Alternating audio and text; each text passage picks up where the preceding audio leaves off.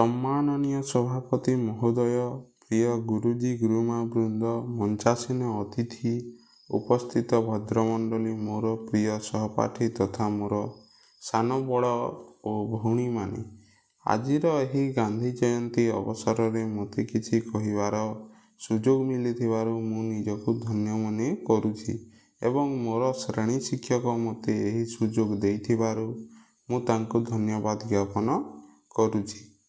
ଆଜି ହେଉଛି ଅକ୍ଟୋବର 2 ତାରିଖ, ଯାହାକୁ ପ୍ରତିବର୍ଷ ସାରା ଭାରତରେ ଗାନ୍ଧୀ ଜୟନ୍ତୀ ରୂପରେ ଅତି ସମ୍ମାନର ସହ ପାଳନ କରାଯାଏ। ଆଜି ହେଉଛି ଗାନ୍ଧୀଜୀଙ୍କର 154ତମ ଜନ୍ମଦିବସ। ସ୍ୱଚ୍ଛତା ପ୍ରେମୀ ଗାନ୍ଧୀଜୀଙ୍କ ସମ୍ମାନାର୍ଥେ ଏହି ଦିନକୁ ସାରା ଭାରତରେ ସ୍ୱଚ୍ଛତା ଦିବସ ରୂପରେ ମଧ୍ୟ ପାଳନ କରାଯାଏ। ତେବେ ଯାହାଙ୍କ ଉଦ୍ଦେଶ୍ୟରେ ଏହି ପବିତ୍ର ଆୟୋଜନ, ପ୍ରଥମେ ତାଙ୍କ ସମ୍ପର୍କରେ ସମ୍ୟକ ଅବତାରଣା ଦେବି। ଜାତିର ଜନକ ମହାତ୍ମା ଗାନ୍ଧୀ 1869 ମସିହା ଅକ୍ଟୋବର 2 ତାରିଖ ଦିନ ଗୁଜରାଟର ପୋରବନ୍ଦର ନାମକ ସ୍ଥାନରେ ଜନ୍ମଗ୍ରହଣ କରିଥିଲେ। ତାଙ୍କର ପ୍ରକୃତ ନାମ ମୋହନଦାସ କରମଚାନ୍ଦ ଗାନ୍ଧୀ ଥିଲା। ତାଙ୍କ ପିତାଙ୍କ ନାମ କରମଚାନ୍ଦ ଗାନ୍ଧୀ ଓ ମାତାଙ୍କ ନାମ ପୁତୁଲିବାଇ ଥିଲା। ଗାନ୍ଧୀଜୀ ମାତ୍ର 13 ବର୍ଷ ବୟସରେ କସ୍ତୁରବାଙ୍କୁ ବିବାହ କରିଥିଲେ। ସେ ଇଂଲଣ୍ଡରୁ ଆଇନ ପାସ୍ କରିଥିଲେ। ଗାନ୍ଧୀଜୀ ଓକିଲାତି ବ୍ୟବସାୟ କରିବା ପାଇଁ ଦକ୍ଷିଣ ଆଫ୍ରିକା ଯାଇଥିଲେ। ମାତ୍ର ଗୋରା ସରକାରଙ୍କର କଳା ଲୋକଙ୍କ ସହିତ ଖରାପ ବ୍ୟବହାର ତାଙ୍କୁ ଅତିଷ୍ଠ କରିଥିଲା ଓ ସ୍ୱଦେଶକୁ ସେ ପ୍ରତ୍ୟାବର୍ତ୍ତନ କରିଥିଲେ।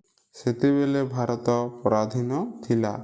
ଗୋରା ସରକାରଙ୍କଠାରୁ ନିଜ ମାତୃଭୂମିକୁ ଉଦ୍ଧାର କରିବା ପାଇଁ ସେ ସଂକଳ୍ପ କରିଥିଲେ। ଗାନ୍ଧୀଜୀ ସର୍ବଦା ଅହିଂସା ମାର୍ଗରେ ଓ ଅନ୍ୟାୟ ବିରୁଦ୍ଧରେ ସ୍ୱର ଉତ୍ତୋଳନ କରୁଥିଲେ। ତାଙ୍କର ମହାନ ନୀତି ଯୋଗୁଁ ଲୋକେ ତାଙ୍କୁ ମହାତ୍ମା ଆଖ୍ୟା ଦେଇଥିଲେ। ତେଣୁ ମହାତ୍ମା ଗାନ୍ଧୀ ନାମରେ ସବୁଠାରେ ସେ ପରିଚିତ ହେଲେ। ଗାନ୍ଧୀଜୀ ବିଭିନ୍ନ ପ୍ରକାର ଆନ୍ଦୋଳନ କରି ବ୍ରିଟିଶ ସରକାରଙ୍କୁ ବ୍ୟତିବ୍ୟସ୍ତ କରିଦେଇଥିଲେ। ଗାନ୍ଧୀଜୀ ସମସ୍ତଙ୍କୁ ସର୍ବଦା ଅହିଂସାର ମାର୍ଗ ଦର୍ଶନ କରାଇଥିଲେ। ତାଙ୍କର ଅହିଂସା ନୀତି ଫଳରେ ଶେଷରେ ସେ ଦେଶରୁ ଗୋରା ସରକାରଙ୍କୁ ବିତାଡ଼ିତ କରିବାରେ ସଫଳ ହୋଇଥିଲେ। ଶେଷରେ 1947 ମସିହା ଅଗଷ୍ଟ 15 ତାରିଖ ଦିନ ଏ ଦେଶ ସ୍ୱାଧୀନତା ହୋଇଥିଲା। 1948 ମସିହା ଜାନୁଆରୀ 30 ତାରିଖ ଦିନ ଏକ ଆତତାୟୀର ଗୁଳିରେ ଗାନ୍ଧୀଜୀଙ୍କର ମୃତ୍ୟୁ ହୋଇଥିଲା। କିନ୍ତୁ ତାଙ୍କ କର୍ମମୟ ଜୀବନରେ ଲୋକଙ୍କ ପାଇଁ ଏତେ ଭଲ କାର୍ଯ୍ୟ କରିଥିଲେ ଯେ ଲୋକମାନେ ଖୁସିରେ ତାଙ୍କୁ ବାପୁ ବୋଲି ସମ୍ବୋଧନ କରୁଥିଲେ। ଆଜି ହେଉଛି ସେହି ମହାନ ବ୍ୟକ୍ତିଙ୍କର ଜନ୍ମଦିବସ।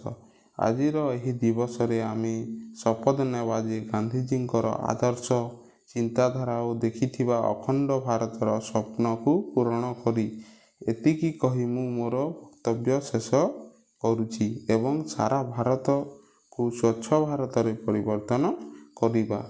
ଧନ୍ୟବାଦ।